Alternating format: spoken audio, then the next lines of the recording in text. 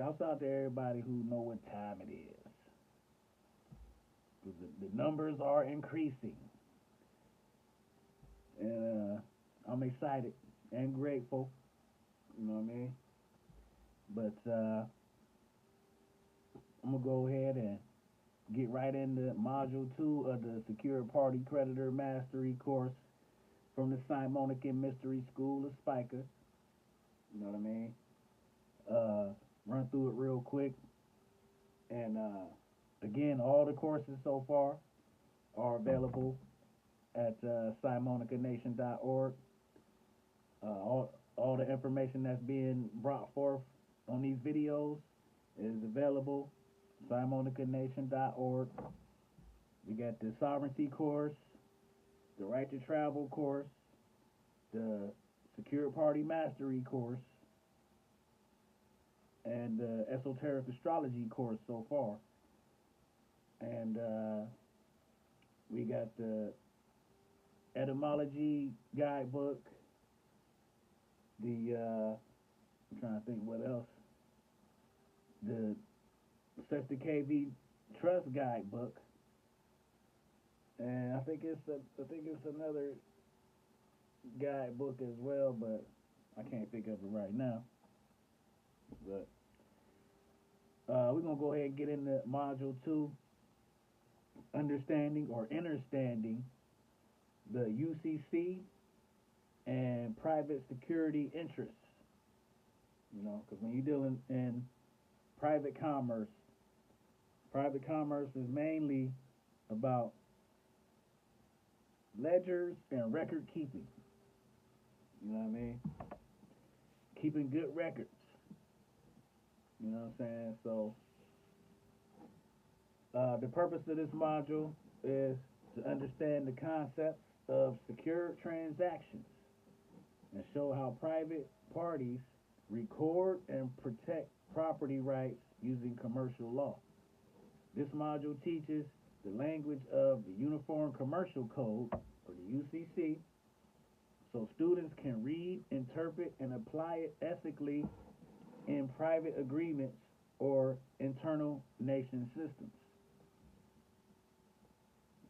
So we're going to go through the structure and purpose of the UCC, private security agreements and collateral, filing and public notice, indemnity, and hold harmless contracts.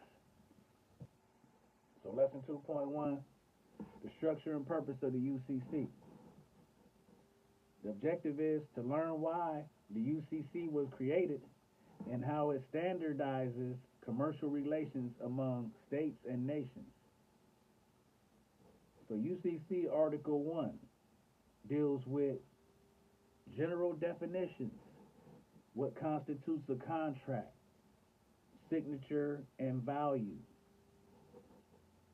UCC Article 2 goes into the sale of goods. It teaches how exchange and delivery form binding agreements. Then you got UCC Article 3, which deals with negotiable instruments, checks, promissory notes, drafts. Then you go to UCC Article 9, that deals with secured transactions, how property can be pledged as collateral. So now, let's go into private security agreements and collateral. Because we want to understand how two private parties can secure performance of an obligation using property or rights. A security agreement. A security agreement is a written contract describing the collateral and obligations. Attachment. Attachment is when the security interest becomes enforceable. Perfection.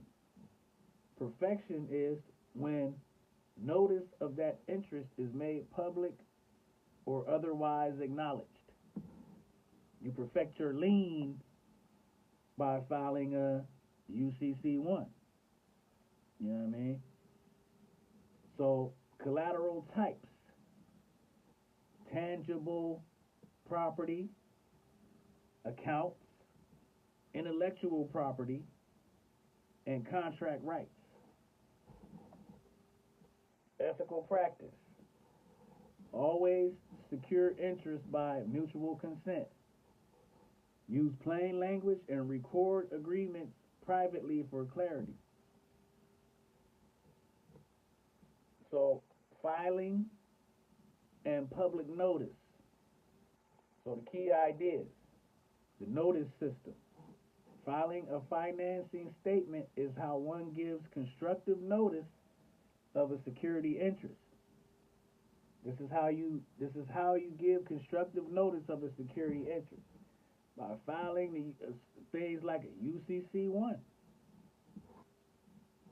Private alternative: a nation or trust may keep its own ledger or registry to record claims privately.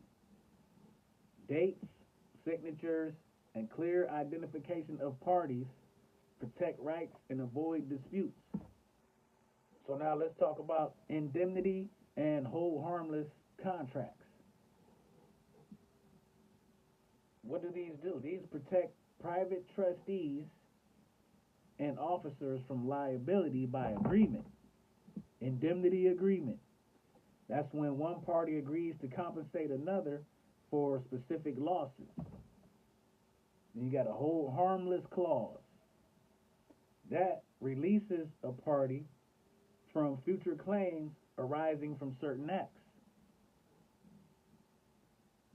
Used in private banks, trusts, and joint ventures to maintain accountability without litigation.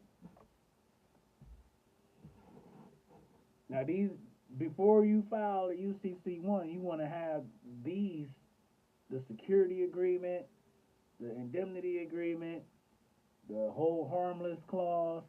You want to have all of these already created, written up before you file a UCC 1.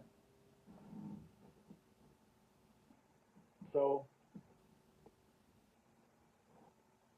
just a few key terms real quick. Security interest: a claim on property to secure payment or performance of an obligation. Collateral: the property subject to a security interest. Attachment: when a security interest becomes enforceable against the debtor.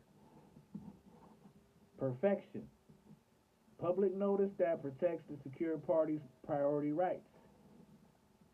Indemnity: a compensation for loss or damage.